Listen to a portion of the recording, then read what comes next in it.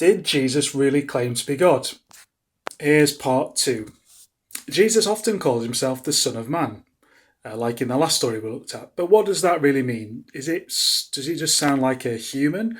Well, actually, no. In Jewish prophetic history, it means something very special.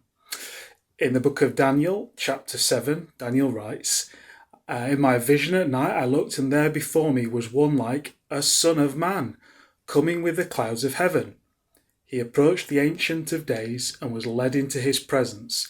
He was given authority, glory, and sovereign power.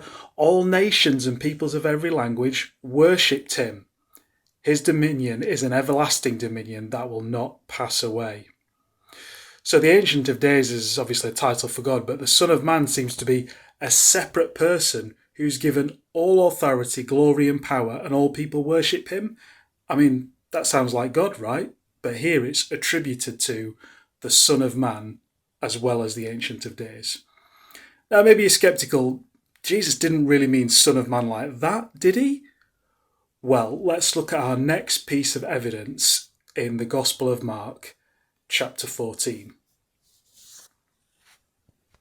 So, Gospel of Mark, chapter 14, Jesus has been arrested by the Jewish leaders and is now on trial.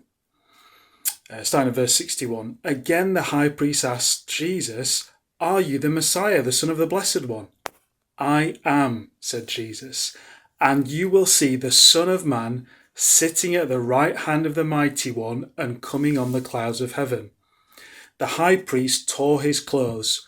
"Why do we need any more witnesses?" he asked. "You have heard the blasphemy. What do you think?" They all condemned him as worthy of death. So in this part of the gospel, Jesus is intentionally quoting Daniel's prophecy and applying it to himself. You heard that, coming on the clouds of heaven, when he's calling himself the Son of Man. And the Jewish leaders understand exactly what Jesus is saying, that he thinks he's the divine Son of Man who will rule forever and receive the worship of all nations. It's just that the Jewish leaders don't believe him. And because they think his words are blasphemy, they sentence him to death. So Jesus was crucified and killed because the Jewish leaders understood, as Jesus called himself the Son of Man, Jesus was directly claiming to be God himself.